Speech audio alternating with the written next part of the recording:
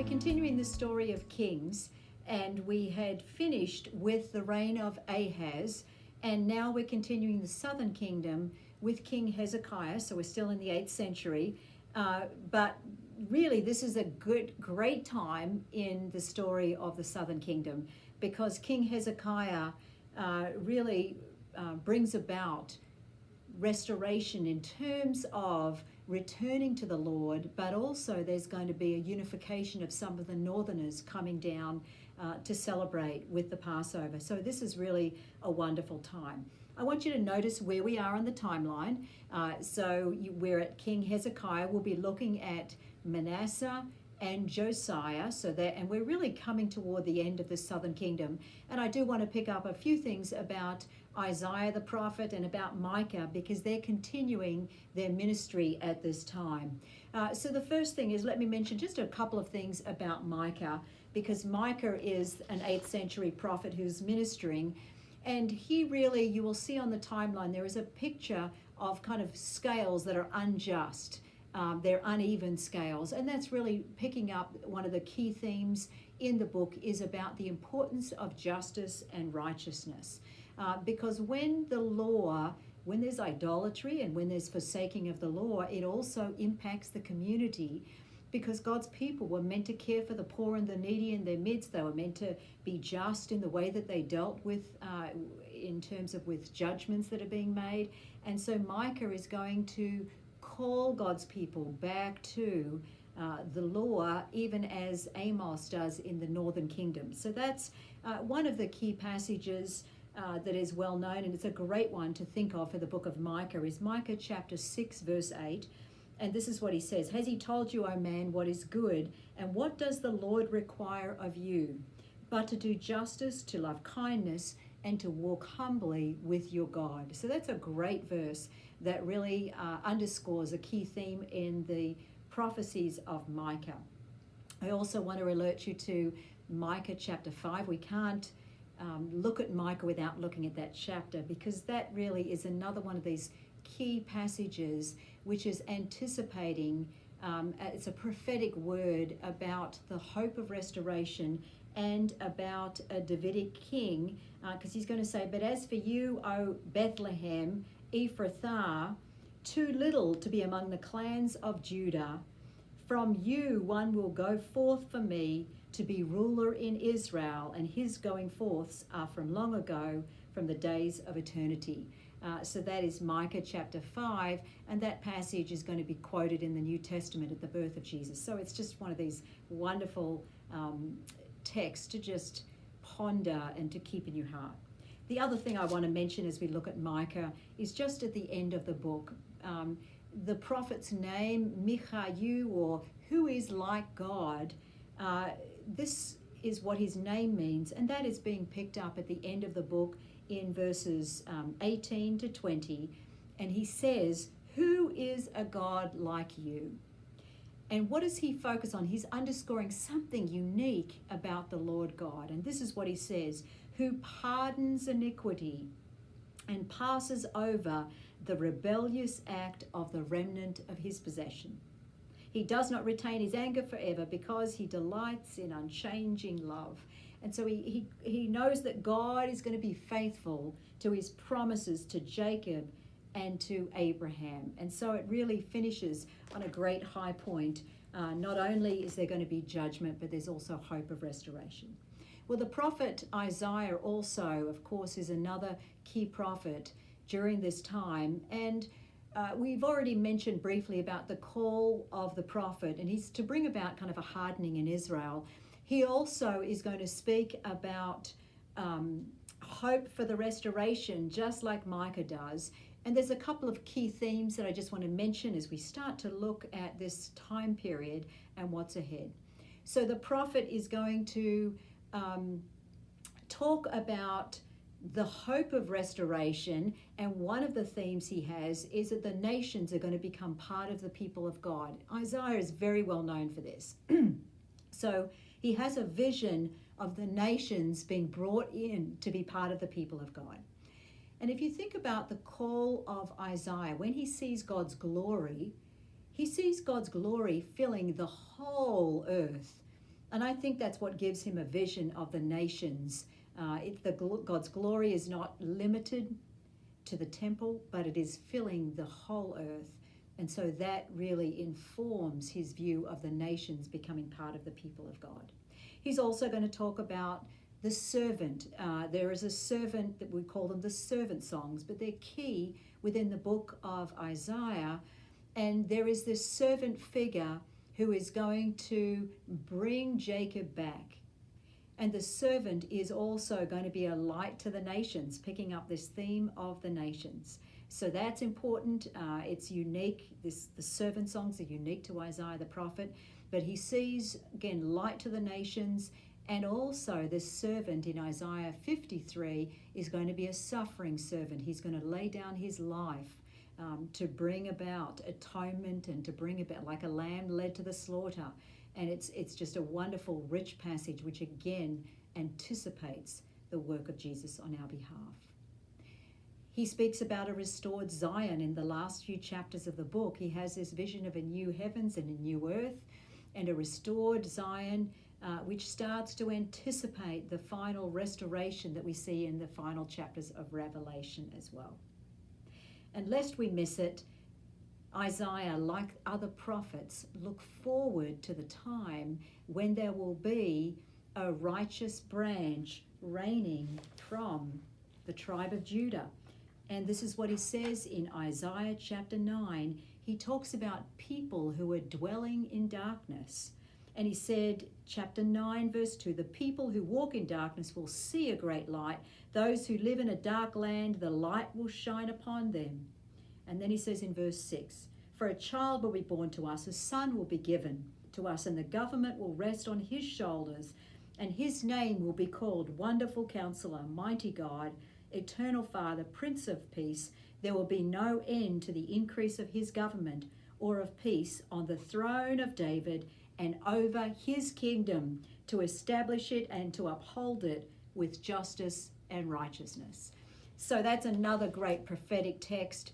When Jesus begins his public ministry, that's going to be quoted about those dwelling in darkness when he begins in Galilee. So it's just another rich passage. And chapter 11 also is another one about kingship. Okay, so the prophet is ministering at this time. We're moving back to King Hezekiah. And I want to highlight just a few things about him. He is recorded in 2 Chronicles 29 to 32.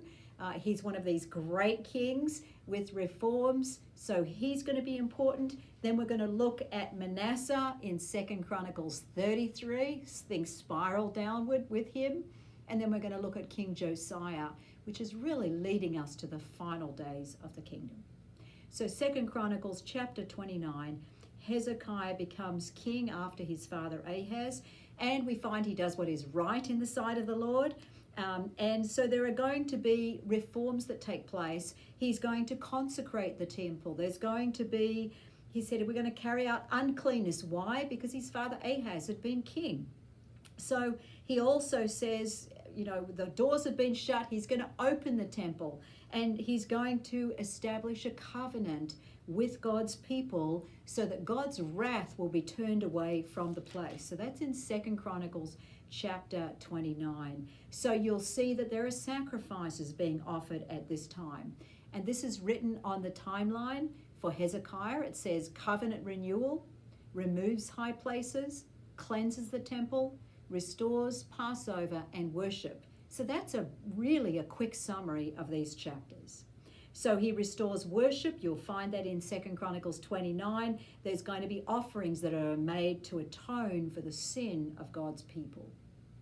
There's going to be worship with praise and singing, and it's a lovely story of what happens under this king. Then in chapter 30, he does an interesting thing. They're about to celebrate the Passover, and King Hezekiah then invites people from the northern kingdom to be part of the Passover. He sends letters to the north, and this is what it says in chapter 30, verse 1. Hezekiah sent to all Israel and Judah, and wrote letters also to Ephraim and Manasseh, that they should come to the house of the Lord at Jerusalem to celebrate the Passover.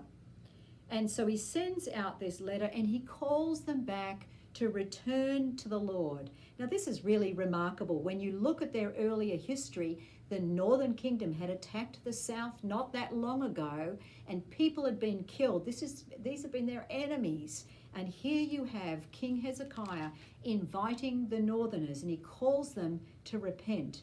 Verse 7, he says, "Do not be like your forefathers who were unfaithful to the Lord. Don't stiffen your neck like your fathers, but yield to the Lord and enter his sanctuary, which he has consecrated forever, and serve the Lord."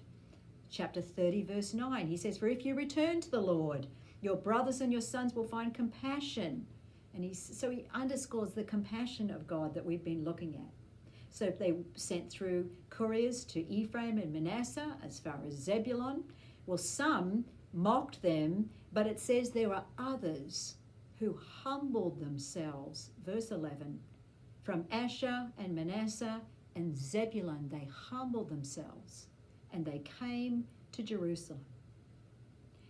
So we find out this is a great place. When we think of the northern kingdom and the southern kingdom, we've got the separation of the two kingdoms on the timeline, but I want you to be aware of there are times when the northerners come to the south and join the kingdom, and this is one of those occasions. It's going to happen with Josiah as well. Not only that, but what happens, look at verse 18, "For a multitude of the people, even many from Ephraim and Manasseh, from Issachar and Zebulun," these are the people who had come, but it says they hadn't purified themselves. So what happens is Hezekiah prays for them and he asks God to atone. He prays for them, and everyone, verse 19, who prepares his heart to seek God, the Lord God of his fathers. And then you read verse 20, "The Lord heard Hezekiah and he healed the people." And I mention this because the vocabulary from 2 Chronicles 7 verse 14, "If my people will humble themselves and pray and seek my face, I will forgive and heal." These verses, those verses are right in the center, in the background of this chapter. And what we're seeing, this is the hard work of reconciliation, because the northerners had to humble themselves. They had to return to the Lord. But what we find here is Hezekiah is praying on their behalf, and the Lord forgives and he hears, and so he's going to heal them so that they can participate in this Passover celebration. And what we find out is God is actually giving his people one heart, and it's a time of great rejoicing, reminding us of the importance of reconciliation. With the people of God. God wants us to be reconciled with each other. So we also have that the idols are going to be destroyed. In 2 Chronicles 32, we have an Assyrian attack against Jerusalem. This is King Sennacherib. This is not because of God's judgment. It is after God's acts of faithfulness. And yet, this is a great place where Hezekiah leads God's people to pray and to trust in the Lord. And Isaiah is going to give him a word of encouragement, Isaiah 36 and 37, to trust in the Lord. And that's exactly what King Hezekiah does. I'm going to let you read about this. But this story is also recorded outside the Bible in the Taylor prison, which records this same event. God cared for Jerusalem in answer to prayer, and the city is not taken. If you look at Lachish, the place of Lachish where the Assyrians are, there's lots of wall reliefs in the British Museum all about this wonderful event. All right, we're going to keep moving forward. We're going to look at King Manasseh for a moment. King Manasseh then is the son of Hezekiah. Things spiral down terribly at this point. There starts to be more worship of idols, the Asherim. He worships the host of heaven. He even puts altars in the house of the Lord. It says he built altars for all the host of heaven, and he made his sons pass through the fire. Chapter 33, verse 6, this is child sacrifice. Hideous. practiced witchcraft, divination, sorcery, dealt with mediums and spiritists, the worst you could imagine. So what happens is God sends him to Babylon with a nose hook. Sends him to Babylon. Whilst he is in Babylon, he humbles himself and he prays. And God listens to his prayer and he brings him back to Jerusalem. Isn't that an amazing story? If you haven't read 2 Chronicles 33, read about it and think about what it means for the character of God. And when people humble themselves, that lives are changed before the living God. And when Manasseh goes back to Jerusalem, it says that then he knew that the Lord was God in answer to prayer, that the Lord was God, and he gets rid of his idols. Wonderful story. We're going to finish with King Josiah. King Josiah is in 2 Chronicles chapter 34. This is the king, a young king. He seeks the Lord early in his reign. He's devoted to the Lord. And early in his reign, the law is found in the temple. And he's going to go to Huldah, the prophetess, and ask her, what does this mean? Because they read from the law, and he finds out that God's judgment is coming against Jerusalem. The king tears his clothes, he humbles himself before the Lord, and Huldah, the prophetess, says that the judgment's going to be delayed because you've humbled yourself before the Lord. 2 Chronicles chapter 34, a great passage to read. And then the king makes a covenant with his people, and they commit themselves to follow the Lord. So this is a great time. You have this on your timeline. It says the law is found, covenant renewal, removes mediums, witchcraft, spiritists, tears down altars, destroys old idols, and celebrates the Passover. Great time in the story of God's people. He is going to be killed prematurely. He's going to go out to battle, and he gets killed in 2 Chronicles chapter 35, which is then going to lead us to the end of the southern kingdom. His death in 609 BC starts to usher in the final years of the kingdom. And that's what we're going to look at next.